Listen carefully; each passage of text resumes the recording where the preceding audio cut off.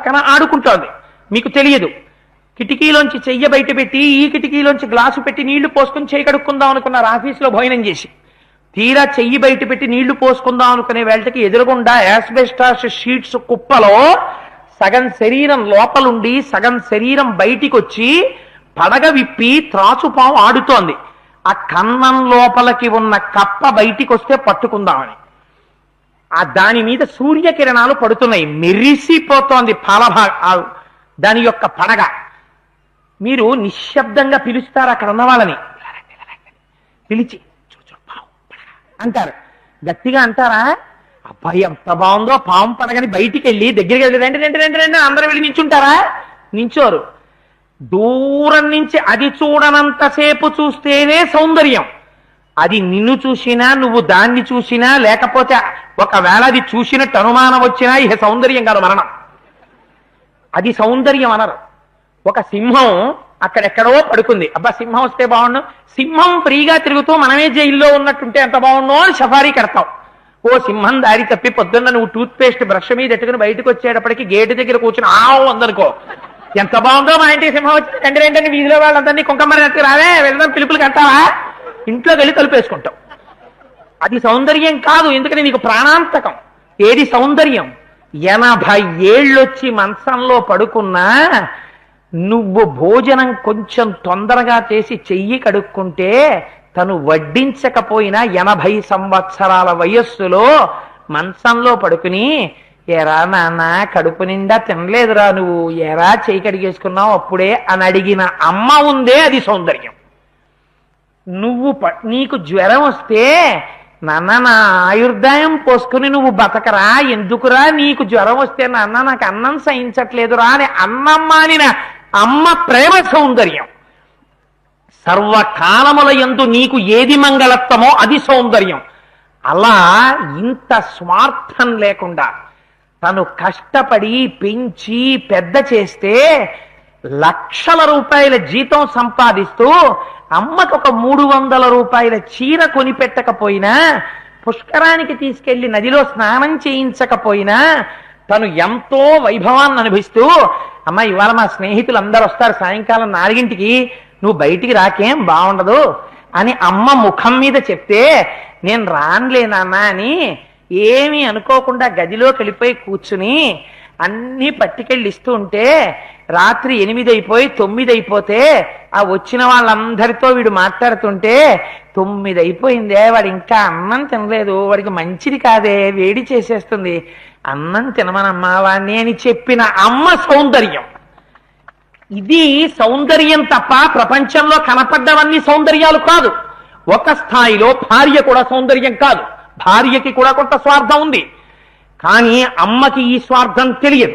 అమ్మ అమ్మే, నీ భార్యే, నీకు భార్యగా కొంత స్వార్థం ఉండి తీరుతుంది. నీ బిడ్డకి తల్లిగా ఆవిడ సౌందర్య రాశి. ఇది స్త్రీకున్న అదృష్టం, పురుషుడికి ఈ అదృష్టం లేదు. అందుకని ఇది సౌందర్యం. ఈ సౌందర్యం ఏమిటో హనుమ చెప్తున్నారు. ఈ సౌందర్యం వినడం సుందరకాండ. ఈ మాతాపితరులు జగత్తంతటికి సీతారాములు వాళ్ళ రక్షకత్వాన్ని జ్ఞాపకం చేసుకోవడం సుందరకాండ. అందుకనమ్మా రక్షితా జీవలోకస్య ధర్మస్య పరిరక్షిత, రక్షిత స్వస్య ధర్మస్య స్వజనస్య చ రక్షిత. మా లోకమునంతటినీ రక్షించేవాడమ్మా రాముడంటే. ఆయన మహానుభావుడు, ఆయన్ని చూస్తే సర్వసత్వ మనోహర, చెట్లు పుట్టలు సమస్త పిపీలికాది పర్యంతములకు వాళ్ళు తల్లిదండ్రులే. ఇది గుర్తెరిగిన వాడెవడో వాడు యోగి, వాడు సాధకుడు, వాడు మహాభక్తుడు, వాడు జ్ఞాని, వాడు అద్వైత దర్శనం చేసిన వాడు. అందుకే ఆ మాటలే పడ్డాయి నోటి వెంట హనుమకి. ఆయన స్థాయి వేరొకటి కాదు. అమ్మవారి చేత ఆయన పరీక్షింపబడ్డాడు, ఆయన చేత అమ్మవారు పరీక్షింపబడలేదు సుందరకాండలో. అందుచేత ఎంత అందంగా మాట్లాడారో చూడండి. అమ్మ సర్వసత్వ మనోహర రూపదాక్షిణ్య సంపన్న ప్రసూత జనకాత్మజే.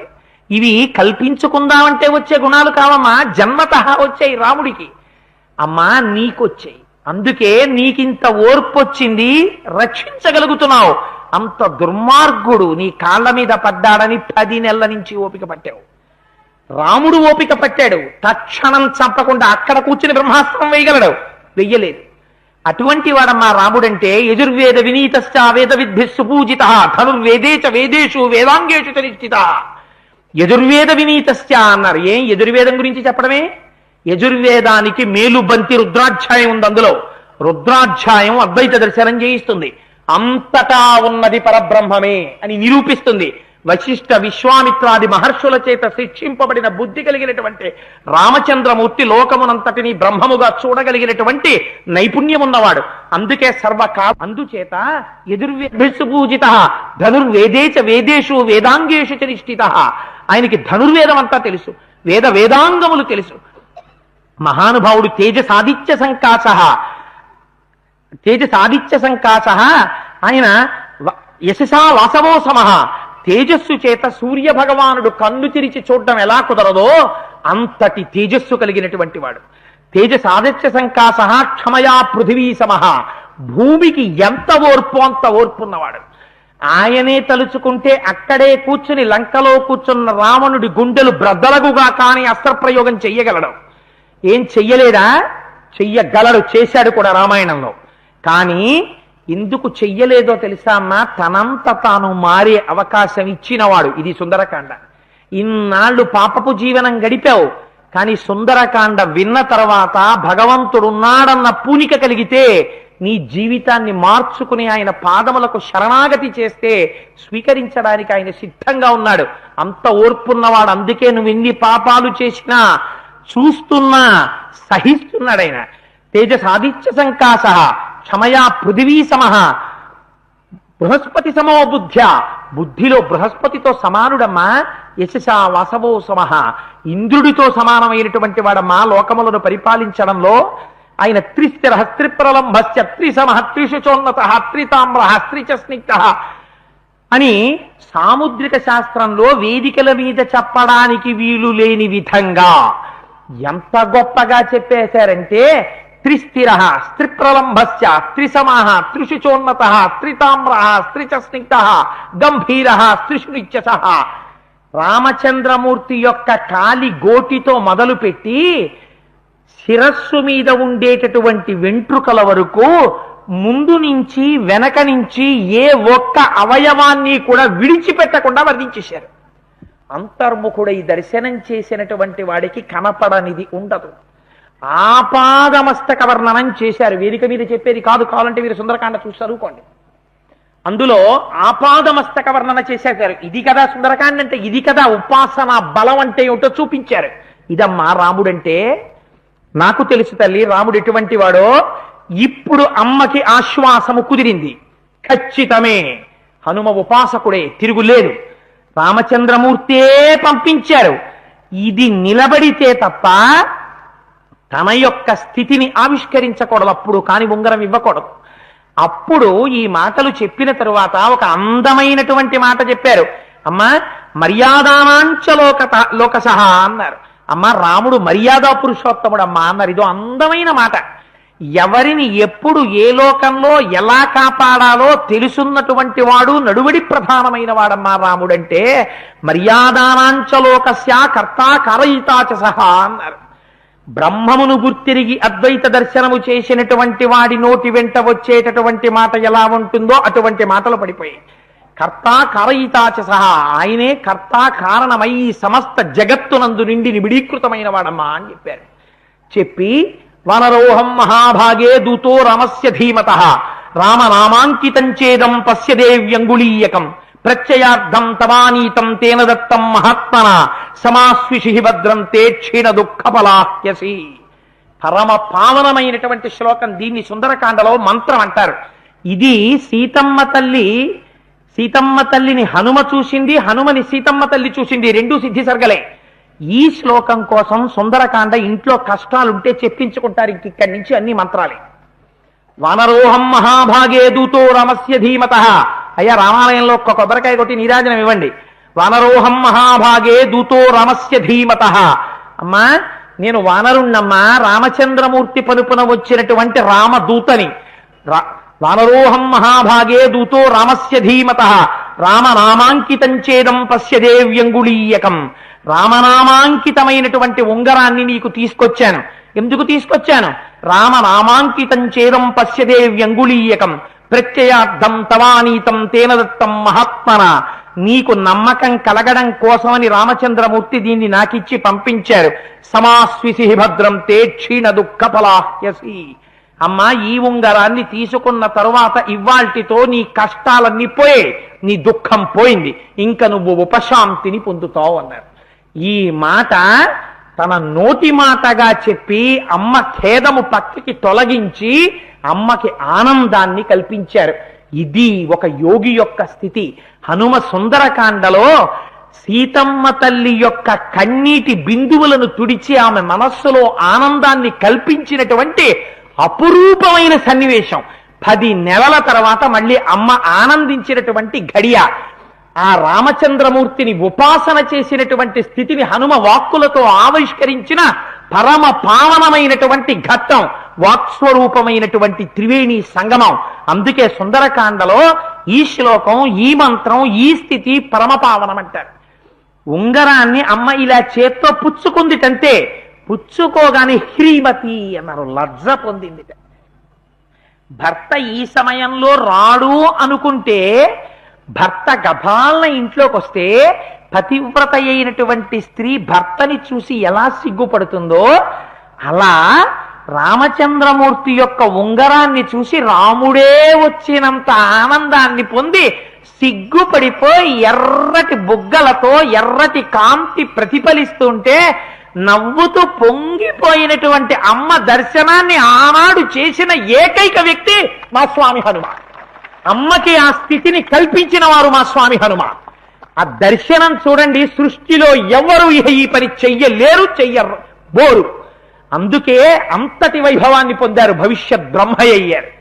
అంత బాధలో ఉన్న అమ్మకి భర్తృ దర్శన సమానమైనటువంటి శాంతిని కటాక్షించారు. సుందరకాండ విన్నవాడికి ఎందుకు దొరకదు శాంతి? దొరికి తీరుతుంది నీకు విశ్వాసం ఉంటే. అందుకని సమాస్విసి భద్రం తే క్షీణ దుఃఖ ఫలాహ్యసి అని ఉంగరాన్ని ఇస్తే అమ్మ ఆ ఉంగరాన్ని కన్నులకు అద్దుకుని తీసుకుని గృహీత్వా ప్రేక్షమాణాసా భర్తక్కర విభూషితం భర్తారమివ సంప్రాప్త జానకీ ముదితాభవత్. అమ్మ ఎంత సంతోషపడిపోయిందోట. రామచంద్రుడే వచ్చినంతగా ఆనందపడిపోయి కన్నులకు అద్దుకుని ఆ ఉంగరాన్ని తీసుకుని లజ్జ పొంది ఎర్రబడిన ముఖంతో సిగ్గుపడి పరవశ అయిపోయిందిట ఆనందంతో. ఈ ఉంగరం ఎక్కడిది రాముడు పంపడానికి? ఇది ఒక పెద్ద ప్రశ్న. అయితే ఈ ఉంగరం గురించి అనేక మంది అనేక విషయాల్ని ప్రస్తావన చేశారు. ఒక్కటి మాత్రం యథార్థం, దేనికది పరమ పవిత్రమే. మీరు ఏ కథాస్వరూపంగా చూసినా అది మిమ్మల్ని ఉద్ధరిస్తుంది, అందులో ఏం తేడా లేదు. ఏ కథగా మీరు ఉంగరం గురించి దేన్ని వినండి, అది అభిజ్ఞానము కనుక, గుర్తు కనుక అది మనస్సుకి ఆనందాన్ని కల్పిస్తుంది, సంతోషాన్ని కల్పిస్తుంది, మనకి ఆశ్వాసమును కల్పిస్తుంది. అయితే ఇవాళ ఒక కొత్త విషయాన్ని మీకు విజ్ఞాపన చెయ్యాలి అని అనుకుంటున్నాను. రామచంద్రమూర్తి ఉంగరాన్ని ఇచ్చినప్పుడు మీరు సంపూర్ణ రామాయణం విన్నారు కాబట్టి కిష్కింధక అరణ్యకాండలో ఉంగరం ఇచ్చే సమయానికి సీతమ్మ తల్లి చేతికున్న ఉంగరం రామచంద్రమూర్తికి వచ్చినట్టు ఎక్కడా వాల్మీకి చెప్పలేదు కదా. అరణ్యకాండలో అలా లేదు. కాబట్టి వేరొక కథనానికి పెద్దలైనటువంటి మహాపురుషులైనటువంటి వారు వేరు రీతిలో దర్శనం చేశారు దాన్ని. వారన్నారు, ఇది రామనామాంకితం చేదం. రాముడు రామనామాంకితమైన ఉంగరాన్ని తానే పెట్టుకున్నాడు. రాముడికి యవ్వరాజ్య పట్టాభిషేకం జరగలేదు కదా, మరి రాజముద్రగా తన నామాంకితమైన ఉంగరము తన వేలుకి తాను ఎలా పెట్టుకున్నాడు? రాజ్యాధికారమును పొందకపోయినా రాముని యొక్క రాజ్యాధికారము ప్రశ్నింపబడలేదు. రాముడు రాజుగా పరిపాలన చెయ్యాలని దేవతలు కూడా నిర్ణయం చేశారు. అందుకే కైకమ్మ నోటి వెంట 14 వర్షాణి అన్న మాట పడలేదు. మీకు అయోధ్యకాండ చెప్పినప్పుడు చెప్పాను.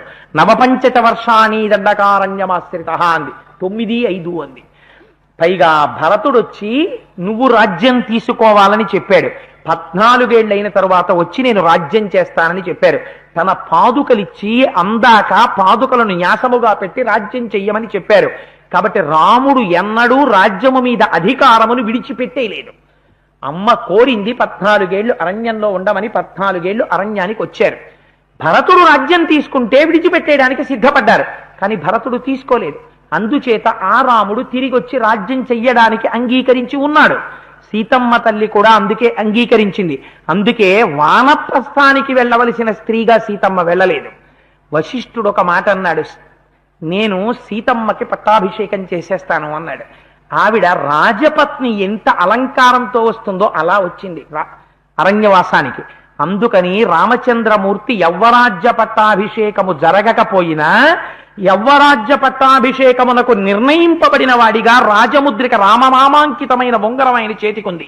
పైగా ఉంగరం చేతికుండడం దోషం కాదు. ఎందుచేతనంటే సంధ్యావందనం చేసేవాడు, అగ్నికార్యం చేసేవాడు ఆచమనం చేసేటప్పుడు చేతికి ఉంగరం ఉండాలి.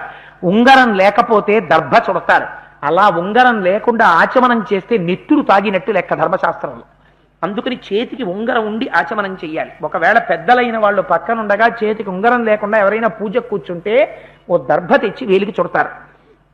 అప్పుడు వాడు ఉంగరం పెట్టుకుని ఆచమనం చేసినట్టు. అందుచేత రామచంద్రమూర్తి వేలికి ఉంగరం ఉండడం దోషం కాదు. ఆ ఉంగరాన్ని రామచంద్రమూర్తి హనుమకి ఇచ్చి పంపించారు. ఆ ఉంగరాన్ని హనుమ సీతమ్మ తల్లికి పట్టుకొచ్చి ఇచ్చారు. తన యొక్క భక్తిని ప్రకటించుకున్నారు. రామనామాంకితం చేదం పశ్యదేవ్యంగుళీయకం ప్రత్యయార్థం తవానీతం తేన దత్తం మహాత్మన సమాస్విసి భద్రంతే క్షీణ దుఃఖ పలాహ్యసి. అందుచేత అమ్మా ఇది రామనామాంకితమైన ఉంగరము కనుక రాముడితో సమానము, రాముడే వచ్చినట్లు గుర్తు. అందుకని రాజముద్రికగా రాముని యొక్క స్వరూపముగా ఈ ఉంగరం వచ్చింది కనుక ఇంకా రాముడు వచ్చేసినట్టే. రాముడు వచ్చేసిన తరువాత ఇక రావణుడు ఉండడు. సూర్యుడు వచ్చేసిన తరువాత చీకటి ఉండదు. అందుకని రావణ సంహారం అయిపోయినట్టే.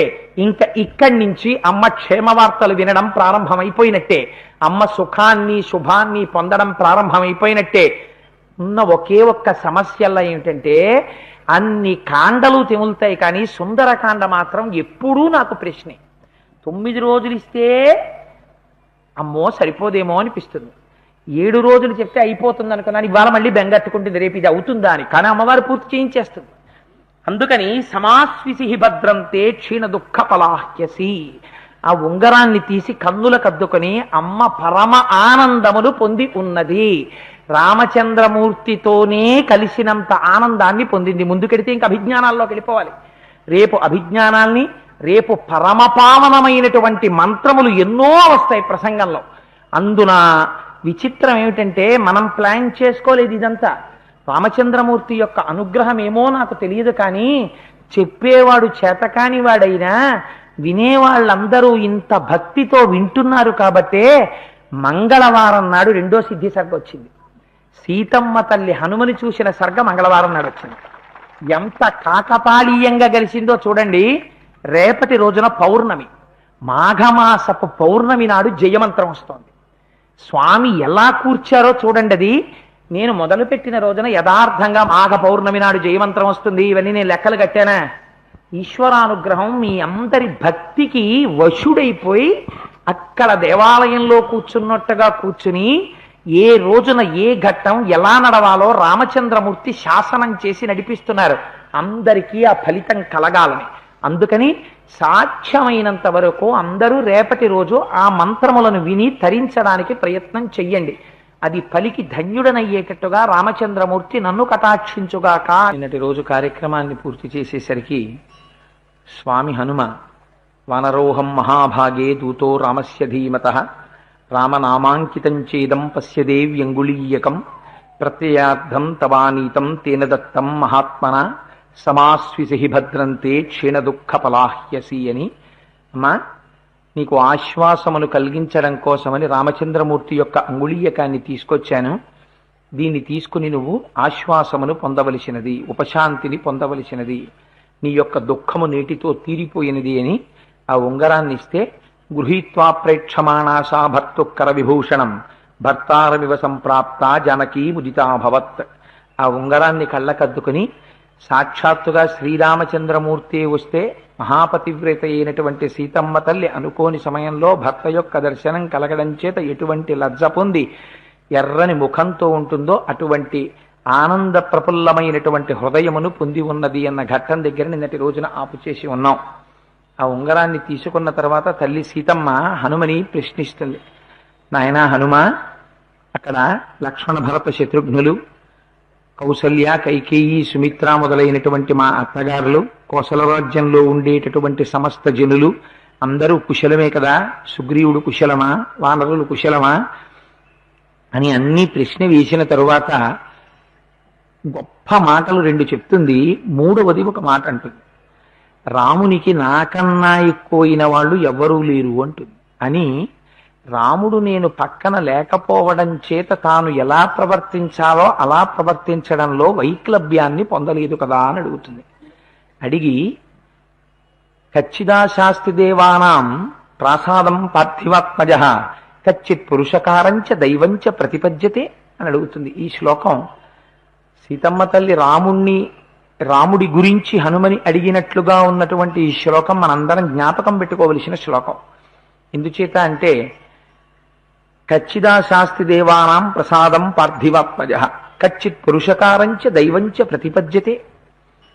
కేవలము తన పౌరుషము మీద మాత్రమే ఆధారపడి దైవమును తిరస్కరించి లేదా దైవమును ఆరాధించకుండా తిరుగుతున్నాడా రాముడు, లేక తన పౌరుషాన్ని పూర్తిగా విడిచిపెట్టి కేవలం భగవంతుణ్ణి మాత్రమే విశ్వసించి తిరుగుతున్నాడా?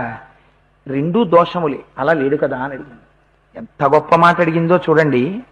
మనుష్యుడికి ఒక ప్రధానమైన లక్షణం ఉంటుంది, తాను చెయ్యవలసిన పని తాను చెయ్యాలి, కానీ కర్మ యొక్క ఫలితమునందు మాత్రము సంగం ఉండకూడదు. ఈశ్వరుడు ఏ ఫలితాన్ని ఇవ్వనివ్వండి, తాను అంగీకరించగలగాలి. అందుకని చేసేటటువంటి కర్తృత్వమునందు ఏ విధమైనటువంటి ఉపేక్ష ఉండకూడదు. దాన్ని సమర్థతతో బుద్ధిని న్యాసము చేసి చక్కగా చెయ్యాలి, కానీ ఫలితమునందు మాత్రం సంగం ఉండకూడదు. భగవంతుడు ఎలా నిర్ణయిస్తే అలా అన్న పూనిక ఉండాలి. అందుచేత అటు దైవమునందు ఇటు పురుష ప్రయత్నమునందు సమానమైనటువంటి రీతిలో రాముడు ఉన్నాడా? రాముడికి నేను జ్ఞాపకం ఉన్నానా? నన్ను తలుచుకుంటున్నాడా? అన్ని అస్త్రశస్త్రములు ఎరిగినటువంటి రాముడు రావణాసురుణ్ణి రాక్షసుల్ని నిగ్రహించాలంటే అక్కడి నుంచి అస్త్రప్రయోగం చెయ్యలేడా? ఎందుచేత ఇవాళ అస్త్రప్రయోగం చెయ్యకుండా రాముడు అలా ఉపేక్ష వహించాడు నా యందు అని అమ్మ బాధపడుతున్నటువంటి సమయంలో స్వామి హనుమ ఒక అందమైనటువంటి విషయాన్ని అమ్మకి విజ్ఞాపన చేస్తారు. ఆ మాట అంటూ తల్లి ఒక మాట చెప్తుంది, నాకు 12 నెలల గడువు రావణాసురుడు ఇచ్చాడు, 10 నెలల కాలం పూర్తయిపోయింది, ఇంకా 2 నెలలు మాత్రమే వాడు నన్ను జీవించి ఉండనిస్తాడు, కానీ నేను 2 నెలలు ఉండను, 1 నెల మాత్రమే బ్రతికి ఉంటాను. ఈ 1 నెల లోపల రాముడు ధనుర్బాణములతో ససైన్యముతో వచ్చాడా నన్ను విడిపిస్తాడు, ఒకవేళ రాముడు రాలేదా నేను ప్రాణములను విడిచిపెట్టేస్తాను. అందుకని 1 నెల మాత్రమే జీవించి ఉంటానని రామచంద్రమూర్తికి నివేదించవలసినది అంది. అంటే స్వామి హనుమన్నారు, అమ్మాయి ఎందుకమ్మా అంత ఖేదపడతావు, నువ్వేం బెంగ పెట్టుకోక తల్లి.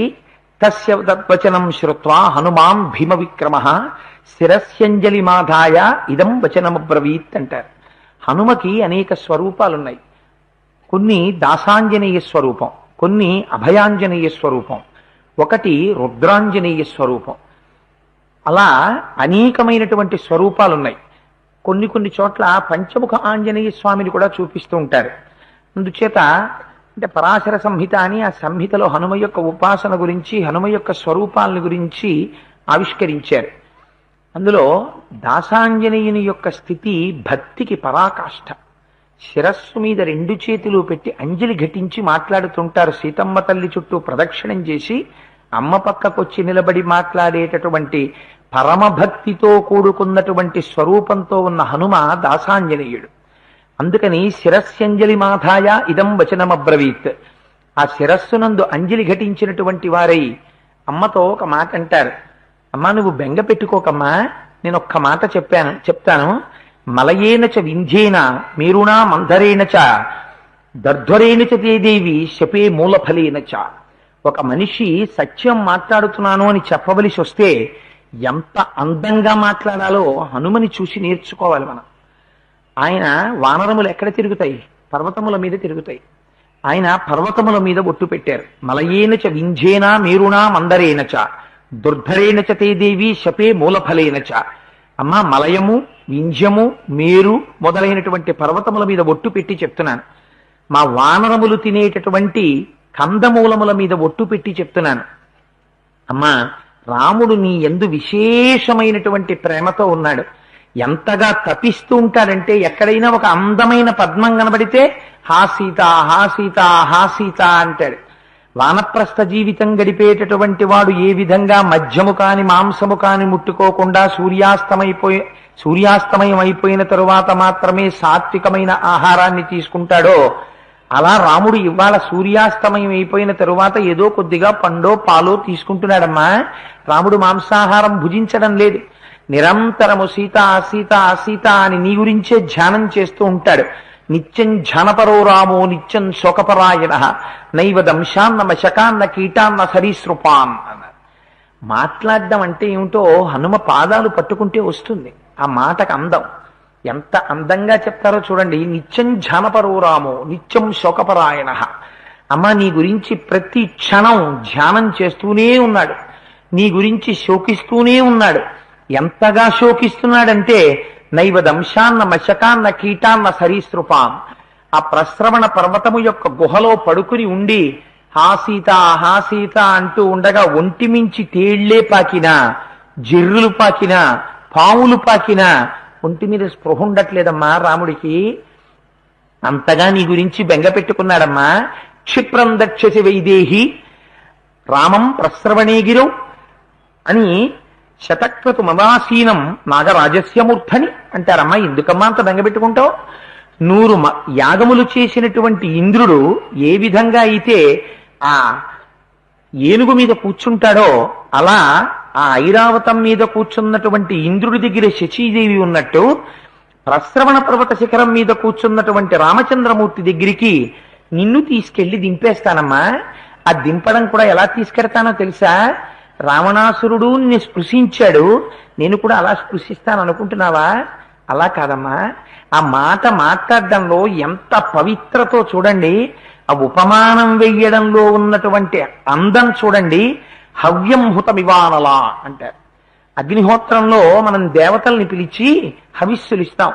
ఓం నమో నారాయణాయేతి స్వాహ అని ఆ అగ్నిహోత్రంలో హవిస్సు వేస్తారు. వేస్తే ఆయన్ని హవ్యవాహనుడు అంటారు. ఆ అగ్నిహోత్రుడు ఈ హవ్యాన్ని పట్టుకుని ఏ దేవతల్ని పిలిచి మనం స్వాహాకారంతో ఇచ్చామో ఆ దేవతలకు పట్టుకెళ్లి ఈ హవిస్సుని ఇస్తూ ఉంటాడు. అలా హవిస్సుని అందించేటటువంటి అగ్నిహోత్రుడు ఎలా పట్టుకెడతాడో, ఎంత పరమ పవిత్రంగా తీసుకెడతాడో, అగ్నికి తగిలిన పదార్థములకు ఎలా దోషం కలగదో అలా నిన్ను తీసుకెళ్లి రామచంద్రమూర్తికి సమర్పిస్తానమ్మా. ఆయన పాదముల దగ్గర కూర్చోపెడతాను, బెంగ పెట్టుకోకమ్మా, వచ్చి నా వీపు మీద కూర్చో అన్నారు. అంటే అమ్మ చూసిందిట, తక్కున నవ్వింది. వానరుని యొక్క చేష్టితమును బయట పెట్టాడో. ఎందుకని? అప్పటికి స్వామి చిన్నవారై ఉన్నారు. సూర్యే చాస్తంగతే రాత్రం దేహం సంక్షిప్య మారుతి వృషదంశకమాత్ర సన్ బభూవా అద్భుత దర్శన. పిల్లి పిల్లంత వారై ఉన్నారు. అమ్మ వచ్చిన వీపు మీద కూర్చోమ్మా, 100 యోజనముల సముద్రాన్ని దాటించి ఆవలి ఒడ్డుకు తీసుకెళ్లి ప్రస్రవణ పర్వత శిఖరముల మీద కూర్చున్న రామచంద్రమూర్తి యొక్క పాదార విందముల యందు సమర్పించి కృతకృత్యుడనవుతానమ్మా అన్నారు. అంటే అమ్మ నవ్వి ఓ మాట అంది. ఎంత మాట అన్నావోయ్ హనుమా, నువ్వే ఇంత స్వరూపమా, నీకో ఇంత వీప, ఆ వీపు మీద నేను కూర్చోనా, నువ్వు నన్ను తీసుకెడతావా, నీ వానర బుద్ధి బయట పెట్టావోయ్ అంది. అంటే పాపం అంతకు ముందు ఎవరి చేత అధిక్షేపింపబడి ఎరగడు మహానుభావుడు. అందుచేత ఎప్పుడైతే అలా అందో అమ్మ ఒక నవ్వు నవ్విందో తట్టుకోలేకపోయాడు. అంత మాట అనేసింది అమ్మ నన్ను. ఇదే నా స్వరూపం అనుకుంటోంది, నా స్వరూపం ఏమిటో అమ్మకి చూపించాలనుకున్నాడు. మెరుమందర సంకాశౌ భభౌ దీప్తానల ప్రభ అగ్రతవ్యవతస్తే చా సీతాయా వనరోత్తమ. ఒక్కసారి మేరుపర్వత శిఖరాలు ఆకాశాన్ని చుంబిస్తూ ఎలా ఉంటాయో అంత స్వరూపాన్ని పొందేశారు. పొందేసి పెద్ద పెద్ద పాదాలతో, పిక్కలతో, మోకాళ్లతో, బలిసినటువంటి తొడలతో, సన్నటి నడుముతో, విశాలమైనటువంటి వక్షస్థలంతో, శంఖం లాంటి కంఠంతో, కాల్చిన పెనం లాంటి ముఖంతో, వాడి అయినటువంటి కోరలతో, పచ్చటి కన్నులతో, పెద్ద శిరోజములతో, మహానుభావుడు పరిఘల వంటి భుజములతో, పెద్ద పెద్ద వేళ్లతో, అంతంత అరిచేతులతో స్వామి నిలబడేటప్పటికీ అంత పైకి చూసి అమ్మ ఆశ్చర్యపోయింది. నాయనా, నాకు తెలుసయ్యా నువ్వెవరో. 100 యోజనముల సముద్రాన్ని నీ దర్శన సామర్థ్యమును ప్రకటించి దాటి వచ్చిన రోజునే గుర్తించాను నువ్వెవరో. ఇలా రాగలిగినటువంటి శక్తి ఒక్క గరుత్మంతుడికి ఉంది, నీ తండ్రి వాయుదేవుడికుంది. నాయనా, నాకు తెలిసి నీకుందిరా. నువ్వింత సమర్థుడవు కాకపోతే రామచంద్రమూర్తి నిన్ను నా దగ్గరకు పంపరు. పరమప్రీతిని చెందాను. కానీ నేను ఒక్క మాట చెప్తాను విను. నేను నీ యొక్క వీపు మీద కూర్చుని సముద్రమును దాటి ఆవలి ఒడ్డుకి వచ్చేటప్పుడు గభాలన కళ్ళు తిరగచ్చు, నేను సముద్రంలో పడిపోవచ్చు. కానీ లేకపోతే ఈ అల్లరి చూసి రాక్షసులు వచ్చి నీ యొక్క పథానికి అడ్డంగా నించోవచ్చు. నీకు రాక్షసులకి యుద్ధం జరగవచ్చు. యుద్ధంలో ఎవరు గెలుస్తారో ఎవరు ఓడిపోతారో తెలియదు. ఆ రాక్షసులు వేసినటువంటి అస్త్రశస్త్రములను ఎదుర్కొని నువ్వు ఒక పక్క యుద్ధం చేస్తావా, ఒక పక్క నన్ను కాపాడుకుంటావా? ఒకవేళ ఏ కారణం చేతనైనా నేను తిరిగి మళ్ళీ రాక్షసులకి కాని లభించినట్లయితే ఒకనాడు వానరుడు వచ్చి ఆమె జాడ కనిపెట్టాడనేటటువంటి బుద్ధి చేత రావణాసురుడు మళ్ళీ నన్ను తీసుకెళ్లి ఎవ్వరికీ కనపడనటువంటి ప్రదేశంలో దాచివేయవచ్చు. అందుచేత నేను నీ వీపు మీద కూర్చుని 100 యోజనల సముద్రాన్ని గడచి ఆవలి ఒడ్డుకి రావడం కుదరదు. అన్నిటిని మించి ఒక ప్రధానమైనటువంటి మాట చెప్తాను. అమ్మా, నేను యుద్ధం చేయగలనమ్మా, నీకేం బెంగలేదమ్మా, నువ్వు నా వీపు మీద కూర్చోమ్మా, నేను తీసుకెడతానమ్మా అంటావేమో. భర్తృభక్తిం పురస్కృత్య రామదన్యస్య వానర నా స్పృశామి శరీరంతో పుంసో వనర పుంగవాన్.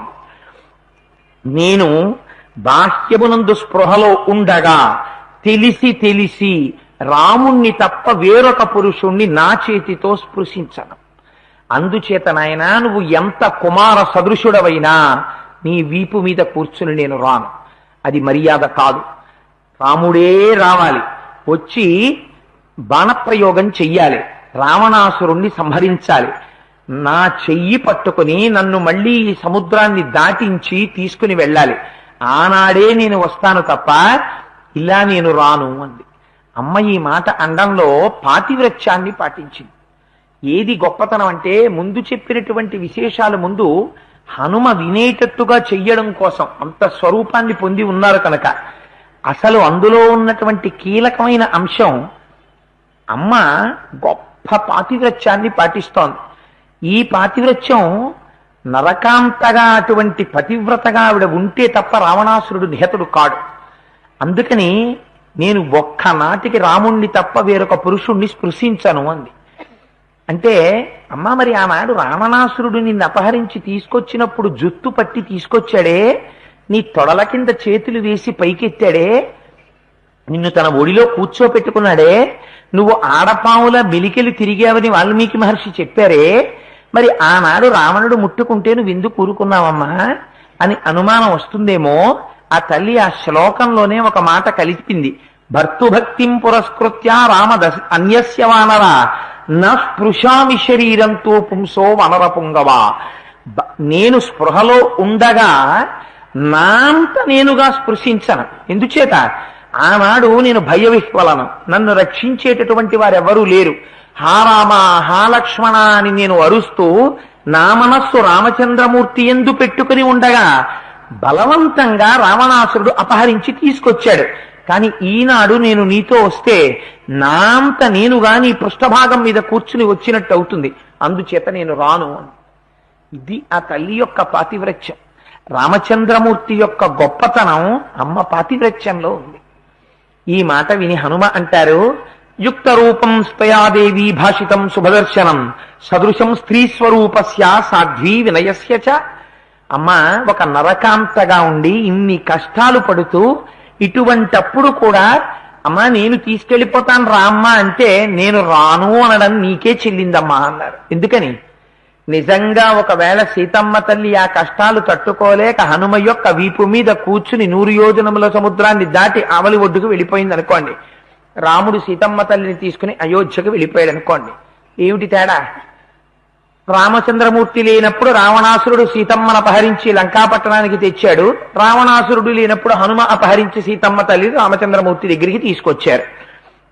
రాముడు ధర్మమూర్తి. మీరు యుద్ధకాండలో ఒక 5-6 రోజులు పోయిన తర్వాత విందులుగానే అగ్నిప్రవేశ ఘట్టం అంటే ప్రపంచ సాహిత్యంలో ఇంకా అటువంటి ఘట్టం లేదు. అది ఒక్క రాముడికే చెల్లింది. అందుకని ఆ సీతారాములంటే ఇద్దరు ధర్మమునకు కట్టుబడి ఉండేటటువంటి వారు. తన భర్త యొక్క గౌరవం ఇనువడింపబడాలి. తన భర్త రావాలి, వచ్చి తనని ఎవరు అపహరించి తెచ్చాడో ఆ రావణుడు నిహతుడైపోవాలి భర్త చేతిలో. మరణించిన తరువాత తాను బయలుదేరి వెళ్ళాలి. అలా అయితే తల్లి తను తలుచుకుంటే తన తపశ్శక్తితో రావణాసురుణ్ణి దహించలేదా? దహించగలదు. ఎందుకు దహించలేదు? ఆ ఖ్యాతి తన భర్తకి దక్కాలి. తన భర్త చేత తాను రక్షింపబడాలి. నరకాంతగా ఉంది కనుక. అందుకనే నేను తపస్సు పాటిస్తున్నానయ్యా, అసందేశాత్తురామశ్చా తపశ్చానుపాలనాత్ నత్వాంకుర్మి దశగ్రీవా భస్మ భస్మార్హి తేజసా అంది. నేను తపస్సులో ఉన్నాను కనుక రావణా నిన్ను కాల్చట్లేదు తప్ప నేను తలుచుకుంటే నిన్ను బూడిద చేయగలను అంది. అమ్మకా శక్తి ఉంది. కానీ మహాపతివ్రతగా నరకాంతగా అనుగమిస్తున్న కారణం చేత ఆవిడ శపించలేదు రావణాసురుణ్ణి. సరే, తదనంతరం హనుమ అన్నారు, అమ్మా నువ్వు నా పృష్ఠభాగం మీద కూర్చుని రానంటున్నావు కదా, పోనీ రామచంద్రమూర్తికి నేను వెళ్లి విజ్ఞాపన చేయడానికి ఏదైనా ఒక అభిజ్ఞానాన్ని కటాక్షించు తల్లి అన్నారు. అంటే ఇక్కడే గమ్మత్తు. మీకు అరణ్యకాండ గురించి చెప్పే రోజున నేను ఒక మాట చెప్పాను, ఇది సుందరకాండలో వస్తుంది అని. యథాతథంగా ఈ సంఘటన అరణ్యకాండలో జరిగితే అరణ్యకాండలో మహర్షి వ్రాయలేదు. అక్కడ ఒకసారి వ్రాసి మళ్ళీ ఇక్కడ దాన్ని చెప్తే వచ్చిన నష్టం ఏమిటి? మనం అక్కడ చదువుతాం కాకాసుర వృత్తాంతాన్ని, అవునవును నిజమే జరిగిందండి అరణ్యకాండలో మేము విన్నాం అనుకుంటాం. అదే సీతమ్మ తల్లి గుర్తు చెప్పింది, ఆ గుర్తు మనం అందరం అంగీకరిస్తాం. కానీ మనం అంగీకరించడం మనం అంగీకరించకపోతే అది ప్రమాణం కాకుండా పోతుందా? మనం ఆనందిస్తాం. కానీ మరి ఎందుకు అరణ్యకాండలో చెప్పనట్టు? కథాభాగముగా శ్రవణము చెయ్యకుండా అమ్మ అభిజ్ఞానముగా హనుమ చేతికి ఇవ్వవలసిన వస్తు రూపంగా ఈ విషయాన్ని చెప్తోంది. అంటే ఈ విషయం విని నీ మనస్సులో జ్ఞాపకం పెట్టుకోవలసిన రహస్యాలు ఇందులో చాలా ఉన్నాయి సుమా.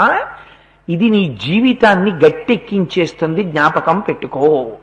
అందుకని అరణ్యకాండలో చెప్పకుండా ఇక్కడ చెప్తున్నారు మహర్షి అభిజ్ఞానాన్ని. సీతమ్మ తల్లి అంటుంది, ఒకానొక సమయంలో మేము చిత్రకూట పర్వత శిఖరాల మీద ఆశ్రమాన్ని నిర్మించుకుని తపోభూములలో విహరిస్తూ ఉండేవాళ్ళం, అరణ్యవాసం చేస్తున్నాం. అటువంటి సమయంలో ఒకానొక నాడు ఈశాన్య పర్వతానికి పక్కన ఉన్నటువంటి ఒక చిన్న పర్వతం మీద మేము విహరిస్తున్నాం. పర్వతం ఉండి, పెద్ద పర్వతం ఉండి దాని పక్కన మెల్లి చిన్న చిన్న పర్వతాలు ఉంటుంటాయి. ఆ చిన్న పర్వతం మీద మేము విహరిస్తున్నాం, ఎంతో సంతోషంగా కాలం గడుపుతున్నాం.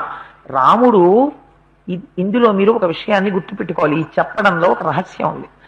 రాముడు అక్కడ ఉన్నటువంటి కొలనులలో ఉన్న నీళ్లలో ఆడుకుని తడి బట్టలతో పరిగెత్తుకుంటూ నా దగ్గరికి వచ్చాడు అని చెప్పింది అమ్మ. ఇది పరమ కాన్ఫిడెన్షియల్ ఫైల్.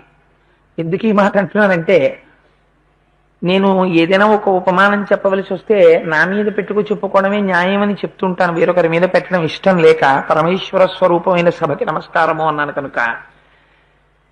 నేను మా వారు వెళ్ళినప్పుడు ఎంత చెప్పానో, వద్దండి బాబు ఏమిటి చిన్నపిల్లాళ్ళ ఈ ఆటలని. మా పెళ్ళైన కొత్తల్లో నేను ఆయన కలిసి సరదాగా పూరి పెడితే ఆ సముద్రంలో చిన్నపిల్లాళ్ళ ఓ ఆడేసి ఒళ్ళంతా తడిపేసుకుని వచ్చి మా ఆయన నా ఒళ్ళో పడుకున్నారు అని నా భార్య చెప్పింది అనుకోండి. అరమరికలు లేకుండా అమ్మ దగ్గర చంటి పిల్లాడు ఎలా ఆడుకుంటాడో, సీతమ్మ పక్కనున్నంతసేపు రాముడు ఒక పిల్లవాడిలా ఆనందించేస్తాడు. ఇదే భార్యకి ఉండవలసిన లక్షణం. కౌసల్య దగ్గర ప్రతిజ్ఞ చేసింది, నేను పక్కన ఉండి ఒక్కనాడు పుట్టింటిని స్మరించను, జనకుణ్ణి స్మరించను, నీ కుమారుణ్ణి బాధ పెట్టను. నేను పక్కనుండడం చేత అరణ్యవాసం పరమ సంతోషంగా రాముడికి గడిచిపోయేటట్టు నేను ప్రవర్తిస్తానని చెప్పింది. ఆ సీతమ్మ అక్కడ కూర్చుంటే రాముడు సంతోషంగా కొలనుల్లో ఆడుకుని తడిబట్టలతో వచ్చాడు. అంటే ఎంత సంతోషంగా గడిపాడో చూడండి భార్య పక్కనున్నంతసేపు. అరణ్యవాసం రాముడికి క్లేశం కాలేదు సుమా అనడానికి గుర్తు. ఎప్పుడైపోతాయా 14 ఏళ్ళు, ఎప్పుడు ఇంటికి వెళ్ళిపోతానా, ఎప్పుడు రాజ్యం చేస్తానా అని బెంగ పెట్టుకుని రోజు క్యాలెండర్ వంక చూసుకుని అమ్మయ్య ఇంకొక్క రోజు అయిపోయింది ఇంకొక్క రోజు అయిపోయిందని చూసిన వాడు కాడు. ఇచ్చిన మాట నిలబెట్టుకోవడంలో అంత సంతోషంగా గడిపేస్తున్నాడు. ఇది ఎవరికి బాధ? ఇప్పుడు మీరు ఆలోచించండి, ఎందుకు మహర్షి ఇక్కడ అభిజ్ఞానం చెప్పడం. ఈ కాకాసుర వృత్తాంతమే అనేక కోణాల్లో వెళ్ళిపోతుంది. ఇంకా అరణ్యవాసం ఏడాదిలోకి వచ్చేసింది, 13 నెలలు పూర్తయిపోయి. రావణుడి జోలికి వెళ్ళాడు. ఎందుకు వెళ్ళాడు? రాముడి పట్ల ఏ అపచారం చెయ్యలేదు, ఇప్పటి వరకు కనపడలేదు. మరి రావణ సంహారం అవ్వకుండా రాముడు వెనక్కి వెళ్ళిపోయాడో ఇంకా మళ్ళీ రాముడు తిరిగి రాడు అరణ్యానికి. మరి రావణ సంహారం ఎలా అవుతుంది? అవతార ప్రయోజనం ఎలా నెరవేర్పబడుతుంది? అందుకని రాముడికి రాజ్యం పోయింది, ఆయన బెంగ పెట్టుకోలేదు. జటాయువు మరణించాడు, జటాయువు మరణించలేదు అప్పటికి ఇంకా. రాముడికి రాజ్యం పోయింది, బెంగ పెట్టుకోలేదు. తండ్రి మరణించాడు, బెంగ పెట్టుకోలేదు. అరణ్యవాసం సంప్రాప్తమైంది, బెంగ పెట్టుకోలేదు. ఏది జరిగినా బెంగ పెట్టుకోవట్లేదు, సంతోషంగా కాలం గడిపేస్తున్నాడు. ఇటువంటి రామచంద్రమూర్తికి కోపం రావాలంటే ఏం జరగాలి? దేవతలు ఇప్పుడు ప్రయత్నం చెయ్యాలి. సీతమ్మ పక్కన ఉన్నంతసేపు రాముడు ఇంత సంతోషంగా గడిపేస్తున్నాడు. ఈ సీతమ్మకి ఏదైనా అపచారం జరిగితే రాముడు ఏం చేస్తాడు అసలు చూడాలి. అందుకని ఎవడెళ్తాడు? రాముడు పక్కనుండగా సీతమ్మ జోలికి వెళ్ళడమే. ఇంద్రుడు కొడుకునే పంపించారు, కాకాసురుడని వాడు ఒక పర్వతం మీద ఉంటాడు. ఆ కాకాసురుడు కాకి రూపంతో ఉంటాడు, ఆయన్ని పంపించారు. నువ్వు వెళ్ళి ప్రయత్నం చేయవయ్యా, సీతమ్మ జోలికెడితే రాముడికి కోపం వస్తుందేమో చూద్దామన్నారు. ఆయన వచ్చాడు. రాముడు వచ్చి పక్కన కూర్చున్నాడు. సీతమ్మ తల్లి మాంసపు ముక్కలు తెచ్చి ఉరుగుల కింద ఎండబెట్టుకుంది. మనం మాగాయ ముక్కలు ఎండబెట్టుకుంటాం కదా, అలాగా ఉరుగుల కింద ఎండబెట్టుకుంటే కూర్చుంది. రాముడు తడి బట్టలతో వచ్చి సంతోషంగా సీతమ్మ పక్కన కూర్చుని మాట్లాడుతున్నాడు. మాట్లాడుతున్నప్పుడు ఈ కాకి వచ్చింది.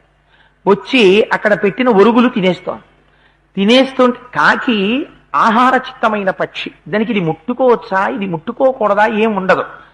అసలు ఒక కోణంలో చూస్తే కాకిని చూస్తే అసహ్యం వేస్తుంది, ఒక కోణంలో చూస్తే కాకి లేకపోతే మన బతుకెక్కడుంది అనిపిస్తుంది. ఎందుకని అంటే దానికన్నా శానిటేషన్కి అటెండ్ అయ్యే పక్షి ప్రపంచంలో ఇంకోటి లేదు. ఎందుచేత అంటే అంట్లు తోముకుని బయటికి విసిరేసిన మిరపకాయ దగ్గర నుంచి నేల మీద తెల్లవారేటప్పటికి వర్షాకాలంలో పడిపోయి ఉన్నటువంటి చిమ్మెట్టల దగ్గర నుంచి ఇలా తీసి పారేసిన దాని వరకు పట్టుకెళ్ళిపోతుంది. అన్నీ తినేస్తుంది, కాకి తినంది లేదు. పైగా కాకి ముట్టుకోకపోతే పితృపిండాలకి ఆ సద్గతులు కలగవు. అందుకని ఆ కాకి దానికి ఇది తినడమా ఇది తినకపోవడమా అని ఉండదు. యుక్తాయుక్త విచక్షణ లేని పక్షి, తింటూనే ఉంటుంది. దిక్కుమాల కాకి అన్నీ తింటుంది. అందుకని అది వచ్చి ఆ ఉరుగులు మాంసం ముక్కలు తింటోంది. తింటుంటే మనందరం ఏం చేస్తామో సీతమ్మ అదే చేసింది. సీతమ్మ తల్లి కూడా ఓ మట్టి బిడ్డ తీసి ఆ కాకి మీదకి విసిరింది. విసిరితే ఆ పక్షి వచ్చి సీతమ్మ తల్లి యొక్క వక్షస్థలం మీద వాలింది. ఆ మాంసం ముక్క తినద్దన్నావుగా అని ఇక్కడికి వచ్చి వాలి అమ్మ యొక్క గుండెల మీద తన వాడి ముక్కుతో గాడ వేసి మాంసపు ముక్క పీకింది. పీకితే నెత్తురు చుక్కలు కింద పడ్డాయి. పడితే అమ్మకి కోపం వచ్చింది. ఆ బాధలో గిలగిల్లాడ్డంలో పట్టుబట్ట కిందకి చారి మొలనూలు జారింది. మొలనూలు తీసి విసరబోయింది వడ్డానం. రాముడు చూసి నవ్వాడు. సీత, కాకి మీద బంగారు వడ్డానం విసురుతావా అన్నాడు. సీతమ్మ తల్లి ప్రయత్నపూర్వకంగా ఆ దుఃఖాన్ని దిగమింగుకుంది. రాముడి ఒళ్ళో తల పెట్టుకుని పడుకుంది. రాముడి ఒడిలో తల పెట్టుకుని నిద్రపోతున్నంతసేపు కాకి రాలేదు. ఇది మీరు జాగ్రత్తగా వినాలి విషయాన్ని. మళ్ళీ కొంతసేపటికి సీతమ్మ తల్లికి తెలివచ్చింది. సీతమ్మ కూర్చుంది. రాముడు సీతమ్మ ఒళ్ళో తల పెట్టుకుని నిద్రపోతున్నాడు. నిద్రపోతుండగా అది పరమ ఏకాంత ప్రదేశం, ఎవ్వరూ లేరు. భార్య ఒడిలో తలపెట్టుకుని ఆయన నిద్రపోతున్నాడు. బ్రహ్మచర్యంలో ఉన్నాడు 13 సంవత్సరాలుగా. నిద్రపోతున్న సమయంలో మళ్లీ కాకి వచ్చింది. సతత్ర పునరేవాధా వయసస్యముపాగమత్ తతసుప్త ప్రబుద్ధాం మాం రామస్యాం కచ్చముద్ధితాం. ఆ కాకి వచ్చి మళ్లీ సీతమ్మ తల్లి యొక్క వక్షస్థలం మీద కూర్చుంది. కూర్చుని మళ్లీ గట్టిగా అమ్మవారి వక్షస్థలంలోకి పొడిచి అమ్మవారిలో ఉన్న మాంసాన్ని పీక్కుని తింది. తింటుంటే నెత్తురు కారి రాముడి యొక్క నుదుటి మీద పడింది. ఆయనకి తెలివచ్చింది. ఒక్కసారి ఆయన తల ఇలా తుడుచుకున్నారు, నెత్తురు కనపడింది. ఇంత నెత్తురు ఎక్కడిది అని చూశారు. అమ్మవారి గుండెల్లోంచి కారుతోంది, అమ్మ ఏడుస్తోంది. ఇంత నెత్తురేమిటని ఆయన నోటి వెంట అప్రయత్నంగా నిద్రలోంచి లేవడంలో ఒక మాట వచ్చింది. క్రీడతి శరోషేణ పంచవక్త్రేణ భోగినా వీక్షమాణస్తతస్తం వై వాయుసం సముదైక్షత. ఎవరు రాయిదు తలల పావుతో ఆటలాడినవాడు అన్నాడు. అయితే ఆవిడ ఒళ్ళు ఈయన పడుకుంటాడా అంటే అమ్మవారెవరో రాముడి నోటి వెంట వచ్చేసింది ఆ రోజున. ఆవిడ పంచముఖ గాయత్రి. అందుకే త్రిజటా స్వప్నం చెప్పించారు మహర్షి. అందుకని ముక్తా విద్రుమహే మనీల ధవలఛాయైర్ముఖైస్త్రీక్షణై యుక్తామిందు నిబద్ధరత్నముకుటాం తత్వార్థవర్ణాత్మికాం. ఇటువంటి తల్లితో నరకాంతగా ఓర్పు పట్టి ఉంటే ఎవడురా ఇంత అకృత్యములు చేసినవాడు అన్నారు. చుట్టూ చూశారు, సీతమ్మ చెప్పలేదు. మీరు ఇది జ్ఞాపకం పెట్టుకోవాలి, వీడేనండి అనలేదమ్మ. కాని ఆయన చూశారు, ముక్కుకి నెత్తుటితో మాంసపు ముక్కు ఉంది, కాళ్ళ నిండా నెత్తురుంది. కాకిని చూశారు. చూసి వెంటనే దర్భాసనం ఉంది అక్కడ. ఒక దర్భని తీసి దాని మీద బ్రహ్మాస్త్రాన్ని అభిమంత్రించి, అస్త్రప్రయోగం చేసేటప్పుడు కత్తులు కఠారులు ఉండక్కర్లేదు, ఏది కనపడితే దాని మీద మంత్రాన్ని అభిమంత్రించి విడిచిపెట్టేస్తారు. అభిమంత్రించి విడిచిపెట్టారు. విడిచిపెడితే దర్భమయందు బ్రహ్మాస్త్ర ప్రయోగం జరిగింది. అది కాకిని వెంట తరుగుతోంది. ఈ కాకి 3 లోకములు తిరిగింది. అందరి దగ్గరికి వెళ్ళింది. ఋషుల దగ్గరికి వెళ్ళింది, బ్రహ్మలోకానికి వెళ్ళింది, విష్ణులోకానికి వెళ్ళింది, ఇంద్రలోకానికి వెళ్ళింది, అన్ని లోకాలు తిరిగేసింది. అందరు అన్నారు, రాముడు చంపుతానని అస్త్రప్రయోగం చేస్తే మేము రక్షించలేం, మేమేం చెయ్యలేం, వెళ్ళిపో అన్నారు. తిరిగింది తిరిగింది తిరిగింది తిరిగింది తిరిగింది. అయితే మనకు అనుమానం వస్తుంది, ఏమిటంటే ఆ బ్రహ్మాస్త్రం కాకి ఎగురుతుంటే అది కూడా అలా వెనకాల ఎడుతోందా చంపడం మానేసి అని. అస్త్రానికి ఓ మర్యాద ఉంటుంది. దాన్ని మీరు అభిమంత్రించి విడిచిపెడితే వెన్నిచ్చి చూపించి పరిగెడుతున్నంతసేపు అది చంపదు. ఎదుటికి తిరిగి దాంతో యుద్ధానికి నిలబడితేనే కొడుతుంది. అందుకని వెన్నిచ్చి పరిగెడుతున్నాడు వాడు. అందుకని చంపలేదు. తిరిగి తిరిగి తిరిగి తిరిగి వచ్చి మళ్ళీ రాముడు ఎక్కడున్నాడో అక్కడికే వచ్చి పడిపోయి నోరు విప్పి మాట్లాడలేదు ఆ కాకి. మాట్లాడకుండా పడిపోయి నమస్కారం చేస్తూ రొప్పుతూ పడిపోయింది. రాముడు చూసి, ఇది శరణాగతి కింద లెక్క అన్నాడు. నా దగ్గరికి వచ్చి పడిపోయావు కనుక నువ్వు నన్ను శరణాగతి చేసినట్టే, నిన్ను విడిచిపెడుతున్నాను. కానీ బ్రహ్మాస్త్రాన్ని ప్రయోగం చేశాను. ఒకసారి బ్రహ్మాస్త్రం వేసిన తర్వాత ప్రాణములతో సమానమైన దాన్ని ఇచ్చేయాలి. ఏమిస్తావని అడిగాడు. దత్వాస దక్షిణం నేత్రం ప్రాణేభ్య పరిరక్షిత. నా కుడికన్ని ఇచ్చేస్తానయ్యా.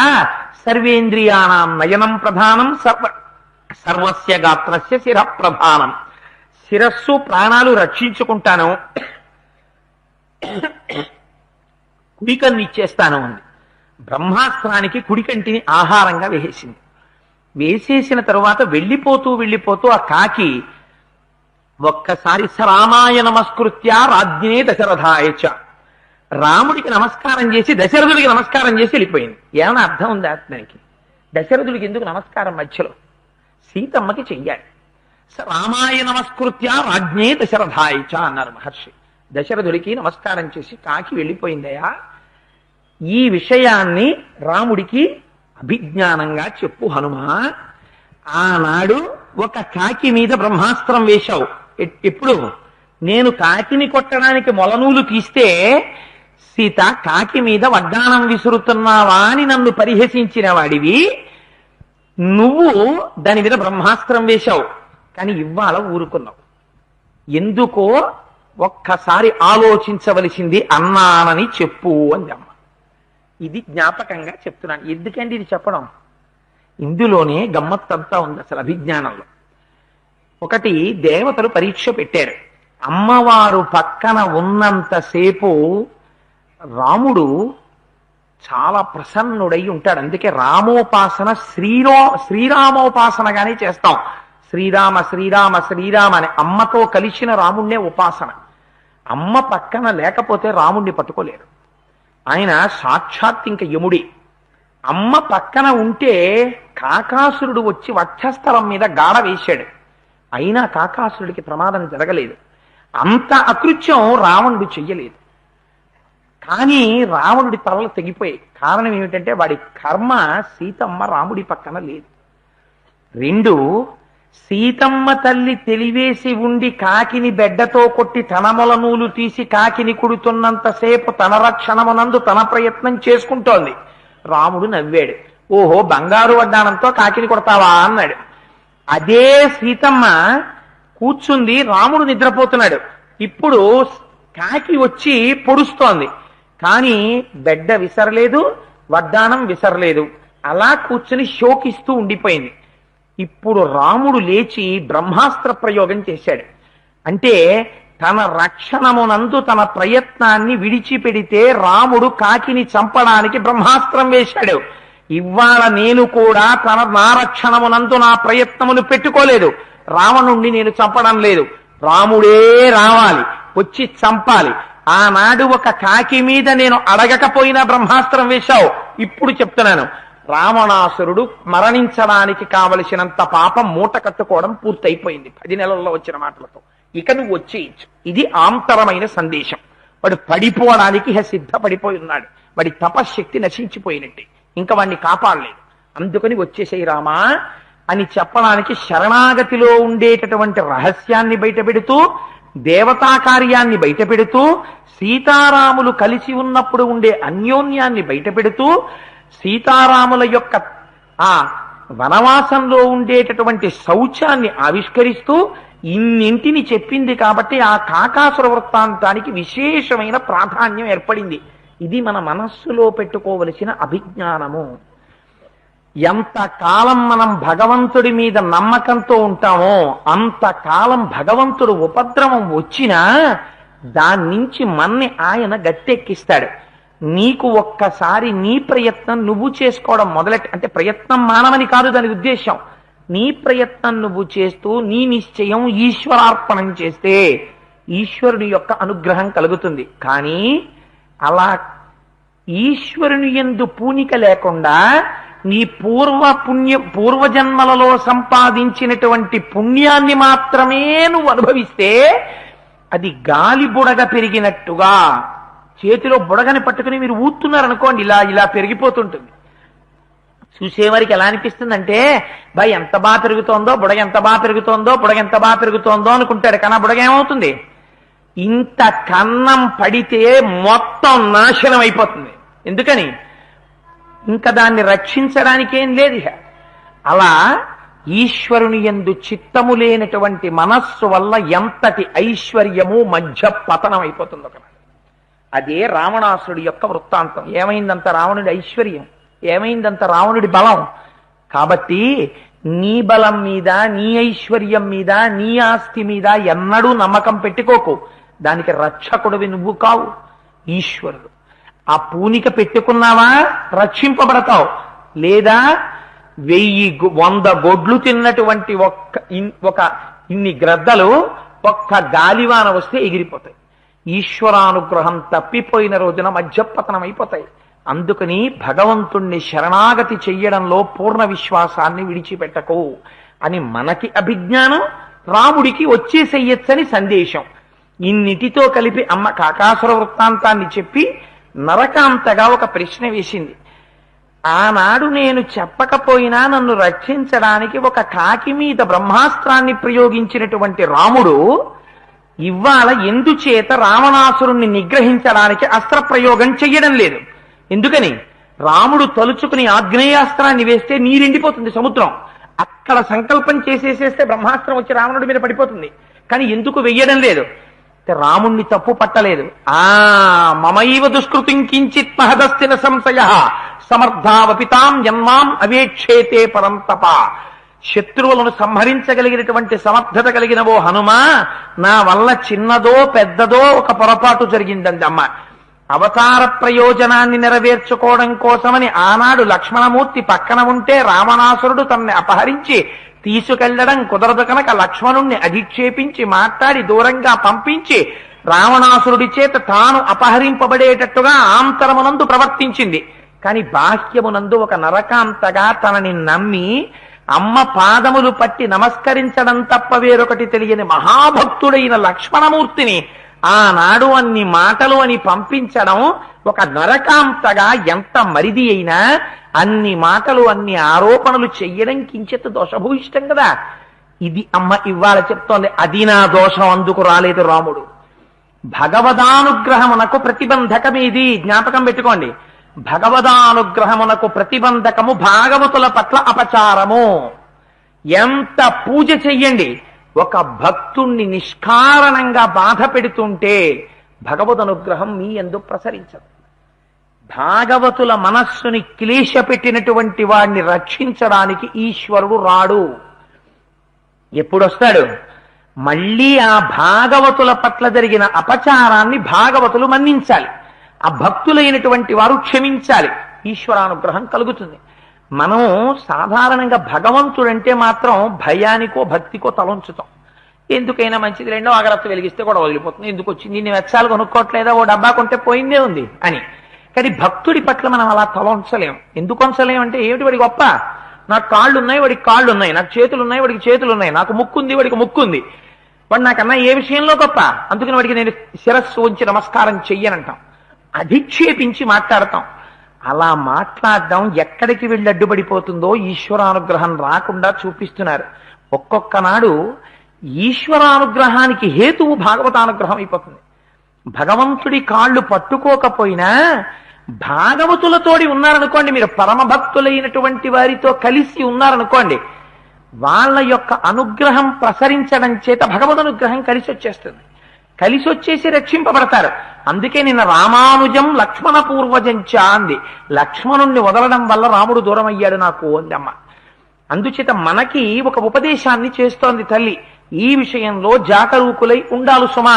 అందుకని ఇప్పుడు ఒక మాట చెప్తోంది, కౌసల్యాలోక మీకొక్క మాట చెప్పాను, ధర్మశాస్త్రంలో ఒక మాట ఉంది, చిన్నవాడిని పెద్దవాడు ఏ కారణం చేతనైనా దెబ్బలాడాడు అనుకోండి, చిన్నవాడి పట్ల ఒక బాధ్యత ఉంటుంది. వాడు తిరగబడి వెంటనే అన్నగారిని ప్రశ్నించే అధికారం తమ్ముడికి లేదు. తండ్రి నిష్కారణంగా కొడుకుని దెబ్బలాడాడు అనుకోండి, నాన్నగారు నా ఎంతో దోషం లేదని తిరగబడే అధికారం కొడుక్కి లేదు. నాన్నగారు దెబ్బలాడితే నిష్కారణంగా తండ్రి కాని అన్న కాని గురువు కాని దెబ్బలాడితే అది ఆశీర్వచనం అయిపోతుంది తనంత తాను. వారి ఉపశాంతి పొందాక, నా వల్ల ఈ దోషం లేదండి, నేను పొరపాటు చేశానని మీరు అనుకుంటున్నారు, నేను ఇలా చేశాను నాన్నగారు అని చెప్తే, అది తెలుసుకున్న తండ్రి పిల్లవాడికి క్షమార్పణ చెప్పకూడదు. ఊరే నాన్న, సారీరా నాన్న, ఎక్స్క్యూజ్ మీ నాన్న అని వాడి కాళ్ళు కడుపులు పట్టుకోకూడదు. ఒక్క భార్యకి పట్టుకోవచ్చు. అయితే అదేమిటండి ఈ ఎగ్జామ్షన్స్ ఏమిటని మీరు అడగండి, అది దాంపత్యంలో ఒక రహస్యం ఇచ్చాడు. పరమపావాయన రామాయణం చెప్తూ మళ్ళీ అవన్నీ ఎందుకు అల్లరి. సరే, అందుకని కొడుకు దగ్గర తండ్రి క్షమార్పణ చెప్పకూడదు. ఆ కొడుకు దగ్గర క్షమార్పణ చెప్పకుండా కొడుకు పట్ల అధిక్షేపించి వాడి తప్పు లేకపోయినా తాను నిందిస్తే పొరపాటున పూజా మందిరంలో చెప్పాలి, స్వామి పొరపాటున ఇవాళ నా కొడుకు తప్పు లేకపోయినా వాడిని నిందించేశాను, నన్ను క్షమించు స్వామి, నాకు కొంచెం నిగ్రహ శక్తిని ధూర్తతనంగా మాట్లాడేశాను మా అబ్బాయితోటి అని నువ్వు రహస్యంగా పూజా మందిరంలోకి వెళ్ళి చెప్పాలి భగవంతుడికి. తప్ప పిల్లలకి క్షమార్పణలు చెప్పరు. అమ్మ ఎంత ధర్మం చూపించిందో చూడండి, అందం. కౌసల్యాలోక భర్తారం సుషుభేయం మనస్విని తం మమార్థం సుఖం పృచ్చా శిరసాచభివాదయ. ఎవరైనా వివాహం అయిన తర్వాత కొంతకాలానికి ఓ కొడుకు పుట్టాలి, కొడుకు పుట్టాలి, కొడుకు పుట్టాలని కోరుకుంటారు. భార్య గర్భం ధరించిన తరువాత ఆ పుట్టబోయేటటువంటి కుమారుడు తనని తన భర్తని ఉద్ధరించేటటువంటి వాడుగా ఉండాలనుకుంటారు. ఇంకొంచెం ఆలోచిస్తే వాళ్ళ వంశాన్ని ఉద్ధరించేవాడు అయి ఉండాలనుకుంటారు. అంతేకాని మా అబ్బాయి లోకాన్నంతటినీ ఉద్ధరించేవాడు అయి ఉండాలని ఎవరు అనుకోరు. కానీ మా అత్త కౌసల్య అత్తగారి గురించి మాట్లాడడం అంటే ఎలా మాట్లాడాలో నేర్పుతోంది. సీతమ్మ, నీ భర్త లోకము చేత పూజనీయుడైతే ముందు జ్ఞాపకం తెచ్చుకోవలసింది అస్తమానం మా ఆయనండి అండం కాదు. అటువంటి భర్తని కని 9 నెలలు దేవాలయం లాంటి తన కడుపులో పెట్టుకు పెంచిన అమ్మ ఒకతుంది. ఆ అమ్మని పక్కన పెట్టి మాట్లాడకు. మా అత్తగారు మహాతల్లి లోకమునంతటినీ రక్షించే కొడుకుని కంది. అందరూ తమని రక్షించే కొడుకుని కోరుకుంటారు. కౌసల్యా లోకభక్తారం సుషువేయం మనస్విని తం మమార్థం సుఖం పృచ్చా శిరసాచభివాదయ. ఆ రామచంద్రమూర్తి పాదాల విందములకు సాంజలి బంధకంగా నమస్కరించారని హనుమా చెప్పు. మరి లక్ష్మణుడో మా మరిది గొప్ప గుణములు కలిగినవాడు, సర్వకాలముల యందు పెద్దలని అనుసరించి వచ్చేటటువంటి స్వభావం ఉన్నవాడు. దశరథ మహారాజు గారు మరణించినా కూడా రామచంద్రమూర్తి తండ్రి యొక్క మరణం యొక్క బాధని పొందకపోతున్నాడంటే లక్ష్మణుడు పక్కన ఉండడం కారణం. ఒక తల్లిని ఎలా నమస్కరిస్తారో, ఒక దేవతకి ఎలా నమస్కారం చేస్తారో అలా వదినని దేవతగా చూసినటువంటి స్వభావం ఉన్నవాడు లక్ష్మణుడు. నాకు తెలుసు లక్ష్మణుడు నా కొడుకుతో సమానమైనటువంటి వాడు. ఆ లక్ష్మణుణ్ణి కుశలం అడిగానని చెప్పు అంది. ముందు ఈ మాట అన్నది లక్ష్మణుడికి సారీ అన్నానని చెప్పు అనకూడదా? అనకూడదు. సుందరకాండ రామాయణం మనకి నడుబడి నేర్పుతుంది. అందుకని ఆ లక్ష్మణుణ్ణి కుశలం అడిగానని చెప్పు, సుగ్రీవుణ్ణి కుశలం అడిగానని చెప్పు. తమస్మిన్ కార్య నిర్యోగే ప్రమాణం హరిసత్తమా రఘవస్వత్సమారంభాత్ మయ్యత్న పరో భవేత్. ఇది శ్లోకం అనరు, ఇవన్నీ మంత్రాలని అంటారు. ఏమైనా చాలా కష్టాల్లో ఉన్నప్పుడు స్వామి హనుమను ఉద్దేశించి ఈ మాట చెప్తే ఫలితం కలుగుతుంది అని చెప్తారు పెద్దలు. అందుచేత తమస్మిన్ కార్య నిర్యోగే ప్రమాణం హరిసత్తమా రఘవస్వత్సమారంభాత్ మయ్యత్న పరో భవేత్. హనుమా, నీ యొక్క వాక్కుల ద్వారా రామచంద్రమూర్తి మనస్సులో మళ్ళీ నాయందు ఉన్నటువంటి ప్రేమని ఉద్దీపింపచేసి రాముడు వచ్చి తొందర